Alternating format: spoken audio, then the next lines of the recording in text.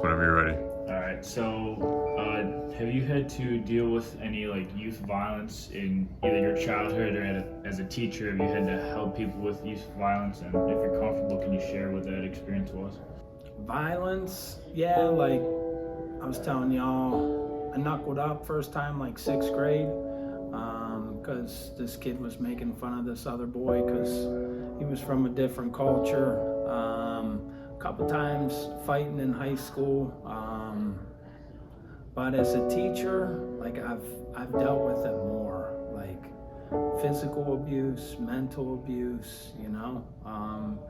That's what I mean, like you don't really know what's going on in somebody's lives sometimes until they sit down and chat with you, you know what I mean? And then you're like, daggone, I had no idea that was going on, you know? So the one thing that I think comes to mind when I think of youth violence is, or even bullying, would be that, you know, you joke around a lot, you say things, but you don't know other people's experiences. So even though you may not feel like you're bullying or harassing someone, you don't know what they're experiencing at that time in their life. 2005, I was teaching summer school at a school in Elyria, and I had a bunch of kids that were victims of youth violence, and they would tell me how they were afraid to walk their neighborhood because they were going to get jumped.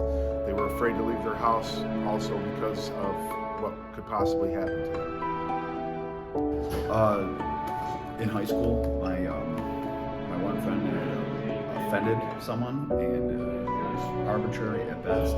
We were juniors going into senior year, and the young man who was offended took real offense to it, and then showed up at my buddy's house with a bunch of guys. Things escalated quickly, and it turned into like a all-out brawl. In retrospect, it's nothing I'd want like any of my kids to go through, or any of my students or players or anything they can go through. So, you know, I just think sometimes things escalate quickly when you're young, and you can, if young men really start fighting, it could be violent.